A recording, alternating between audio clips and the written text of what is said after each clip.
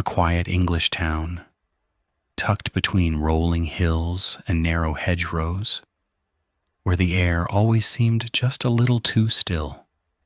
The kind of place where people waved from across the street, where the postman knew every dog by name, where doors were left unlocked, not out of carelessness, but out of trust. Or at least that's what people like to believe. Because in towns like this, appearances matter. And secrets tend to sink deep. In late October 2009, as the last of the autumn leaves clung stubbornly to bare branches and the evenings grew darker, a little earlier each day, 34-year-old Emily Carter vanished without a trace. Emily was the definition of dependable. An accountant by profession, she lived a quiet, structured life in a modest cottage near the edge of town. Her routines were precise, almost ritualistic. Morning coffee at 7:15, work by 8:30, dinner by 7. And every evening without fail, a call to her mother at exactly 8:30 p.m. Not 8:29, not 8:31. Always the same time, as predictable as the ticking of a clock. But one night, the call never came. At first, no one worried. People told themselves she must have been busy or tired or simply forgotten. In a place like this, nothing truly bad ever happened. That was the unspoken rule. By the next morning, that illusion began to crack. Emily hadn't shown up for work. Her phone went straight to voicemail. Neighbors mentioned they hadn't seen her since the previous evening. There was no sign of disturbance at her home. No broken windows, no forced entry, nothing out of place. And then they found her car. It was parked just outside town along a narrow winding road that led into a dense stretch of woodland locals rarely entered. The vehicle sat neatly by the roadside, as if deliberately placed there. The doors were locked. The keys were gone. No signs of a struggle. Inside, on the passenger seat, was her phone. The screen still glowed faintly when investigators opened the door. A missed call lingered on display.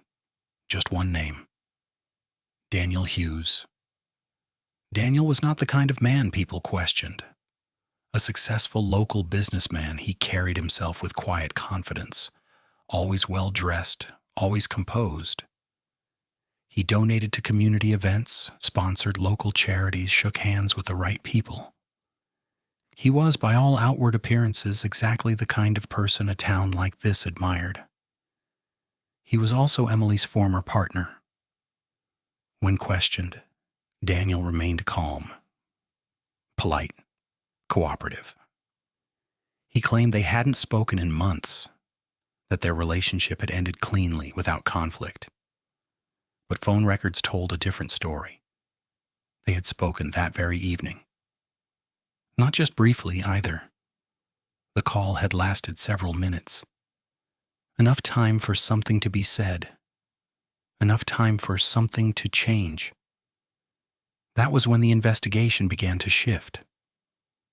Detectives searched Emily's home more thoroughly, this time looking beyond the surface. On her laptop, buried beneath layers of ordinary files, they discovered a hidden, password-protected folder.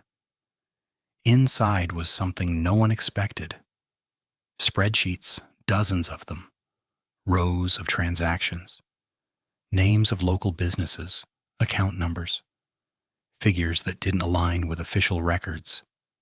Patterns that suggested money was being moved, quietly, deliberately, between entities in ways that didn't make sense.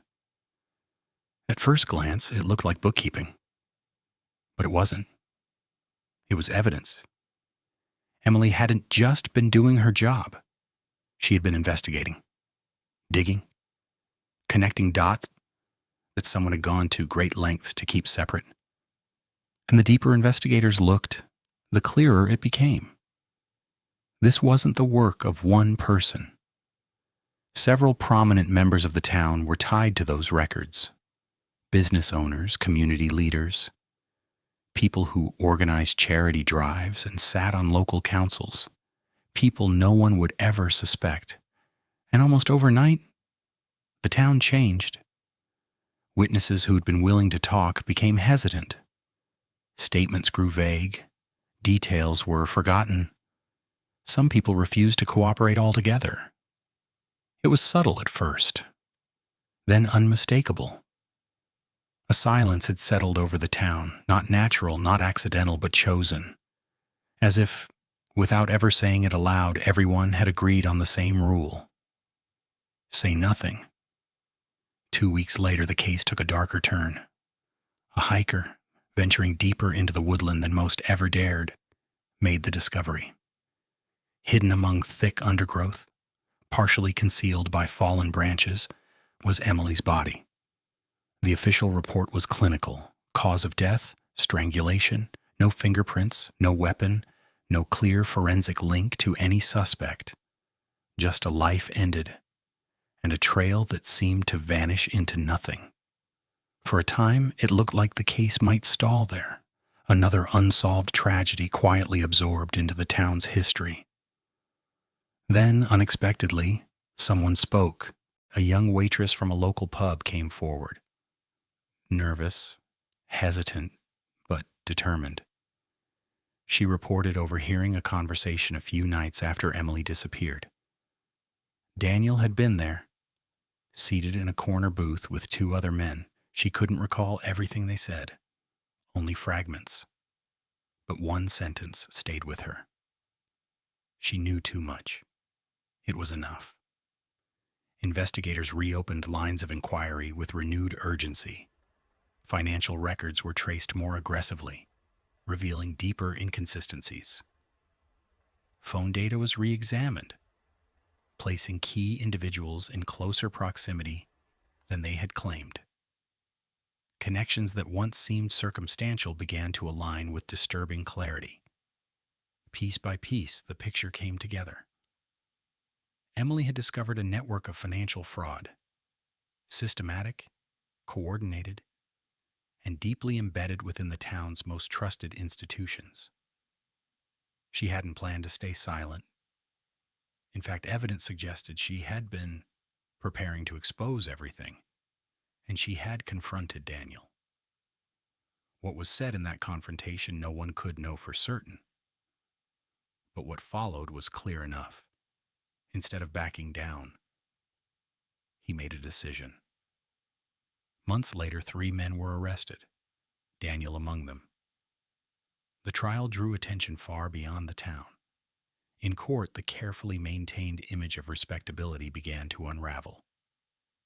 The financial scheme was laid bare, along with the roles each man had played.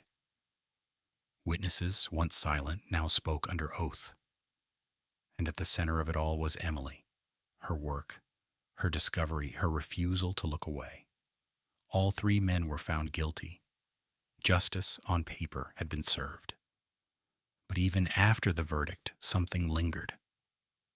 Because the truth was larger than the courtroom. Many others had known, at least in part. They had seen irregularities, heard whispers, noticed things that didn't quite add up. But they had chosen comfort over confrontation, silence over risk. No charges were filed against them. No trials were held. But the weight of that silence remained. Even today, if you visit that town, you'll find the same quiet streets, the same polite smiles, the same unlocked doors. Everything looks exactly as it should. But mention Emily Carter, and the conversation will shift. Eyes will turn away, voices will lower, because some secrets don't disappear, they settle. And sometimes, the most dangerous secret of all is the one everyone shares.